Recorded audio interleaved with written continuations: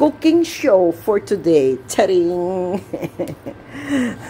So, maluto ko. Kundi kahapon, may leftover pa ko nga buttered shrimp. So, subong kay daw medyo wala nagwa si Haring Araw masyado. Lutuan ko si Munhong sang sabaw. So, may ara ko tomato isa. Gamiton ko lang sa garlic ko kag sa onion ko is powder. So, maluto kita sa tanghon. And then, ground beef. Ground beef na, no? Charing. Tapos, ano ni siya? Bok choy. Sang ano pa ni siya bala? Sang humok pa ni siya. Ano ko ni siya? Padaganasan ko tubig.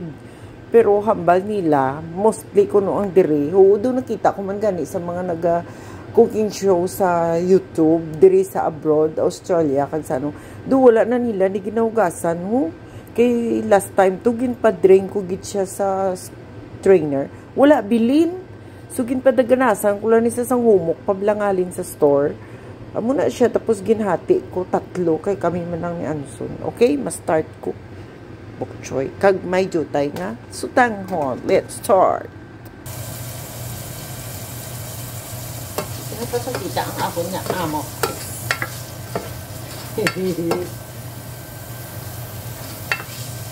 Ay, budo no. Maabuton ko luto-luto. Ma-video ko.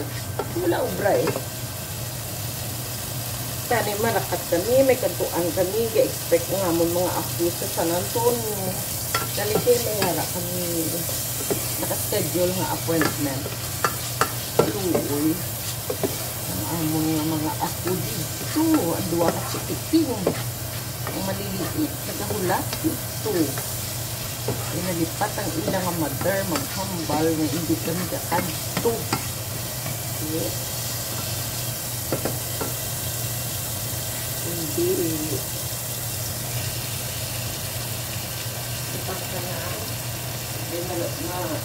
Powder ang akong onion sa garlic. Tomato lang gagmay lang. Ilunod ko na ang akong na beef. Ground beef. Ground beef na siya. Pork buro ni. Pork buro kayo doon. Mamula-mula ang beef. Yung daw dark bread. Yung daw pork ni siguro. Bahala na da. Magalaan ko na sa sabot. Kasi siya sa gahon. Ano na siya? Ito. Nga ako na rice. Pitig-ang ko. Ina-additional. Kaya daw nawili si Anson sa buttered shrimp ko. Wala ko na lang yung butang. Kaya daw tugnaw pa man subong. Karong ko na sa gabi. Ito may mabilin. 1.5 cup lang. Nga ako naging pitig-ang. Bira na lang ko. Wala ko naging butang sa bread. Nabasa ko sa YouTube na kung magdamok ako ng tigaan tapos isusin mo, initon mo lang sa microwave na kwaon sa plastic niya. Healthy na siya kaya less ko na niya starch kag ang iya carbs. I don't know how to. Siguro mo na nga daw nagbuo ang akong sugar. Pinubuo ko niya sugar level. At sugar content, what I mean. Siguro isa man na. Kay ang pamilya ka iluto ko ang tagduwa. Tapos kung ano lang maubos na magkikaisigit daw 3 days na gapon ng gabi ito. Nakaon okay. Pa-defrost ko anay ha.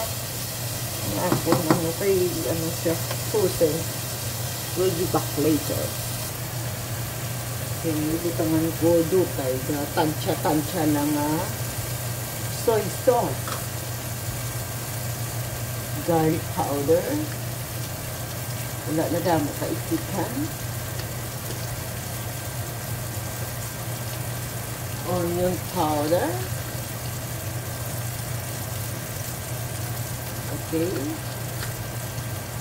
Lagyan natin ng kaunting paprika. Okay. And a little of ground black pepper. Kunti lang. Masarap pag marami yung black pepper. tinatawag nila sa Tagalog is sangkutsa. Hindi ako maglantaw guys ang rye David and Rye na nagla honeybee ano na sila gani honeybee kay Ate Rose kita na makulod na guys supportahan natin si Lindy si Ate Rose ang Habibis kali Habibis na hello mga Habibis I'm from Bacolod also dito na ako ngayon sa Texas, USA. So, kaway-kaway sa mga Ilongga. So, shout out kayo. Comment down below. Charing! Ay, si Mama Bing, ari lang din. Ay, asin pa gali. Wala pa na po parang asin. Para ano pa parang kung just to taste. Tansya-tansya lang. Ayan, ito ka na parang sabaw. Okay.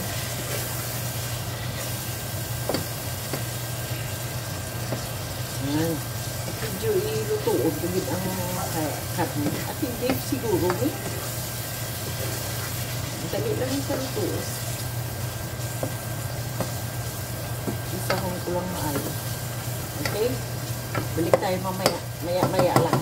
Mga after siguro to 3 minutes. Butangan ko na tubig. I-boil na to. Kag ibutang ang sutanghon para matilawan natin ang anong dulugangan nga pampalasa.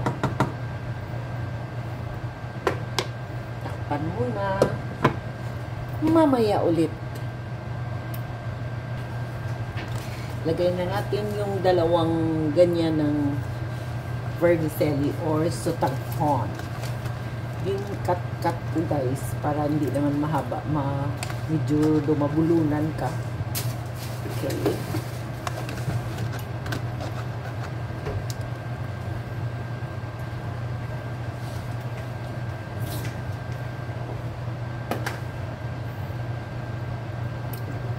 Then, ilagay na rin natin yung mga may tangkay para sabay-sabay na silang lumambot. Tapos, huwag takpan para hindi mag-change color yung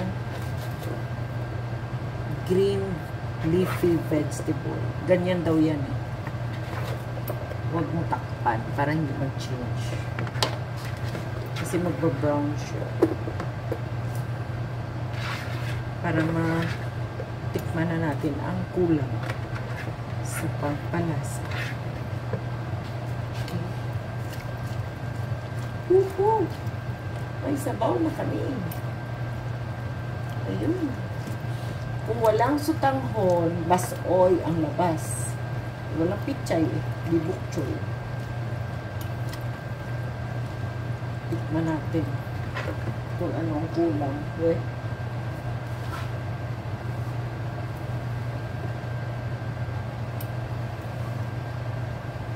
Kulang ng asin. Kulang ng asin.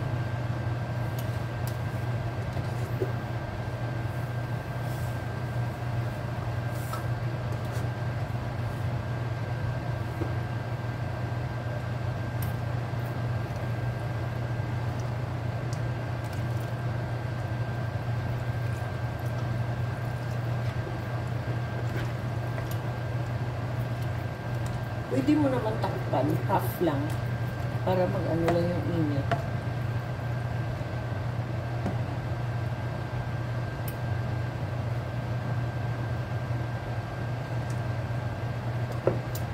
Parang may kulang.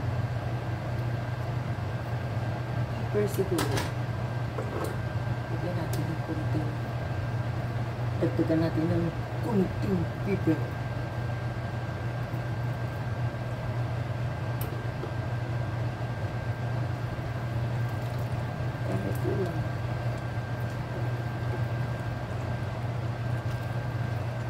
Or kunting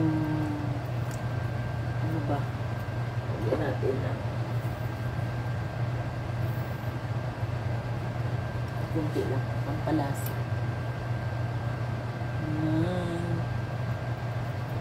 Ito yung sikreto sa mga pansit.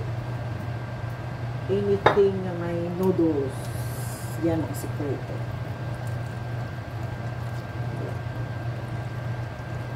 Ito, kukulang ang kukulang ang sabaw, mukhang malapot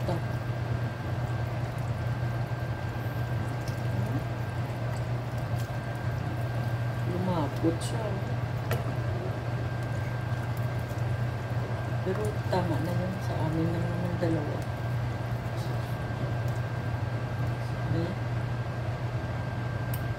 Ay.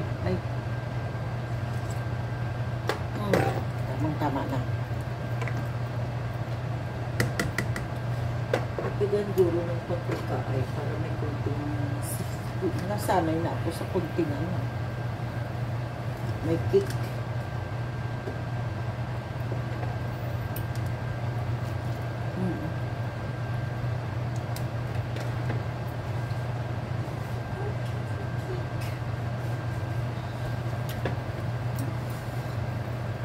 Tulog.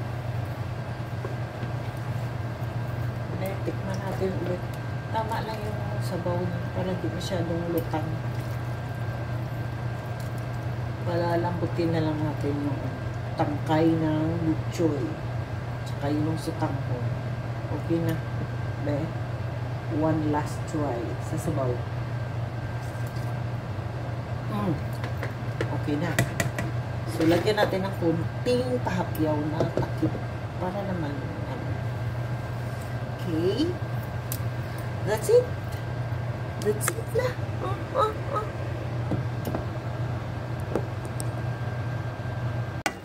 Luto na. Ready na. Nagbutang ko gali 1/2 cup na beef broth para man lasa ang karne. Luto na ang sabaw at try na si Anso ng isang maliit na bowl and pasado. Hamonong, is it good? Is it good, the soup? It's wonderful. Good job. Okay. Later, maya-maya kami mag-dinner. Yeah. Thank you guys for watching. I know nandyan kayo. Unti-unti na kayong dumadami. Yung mga nanonood. Please keep on watching. Mag-thumbs up at mag-subscribe. Charing!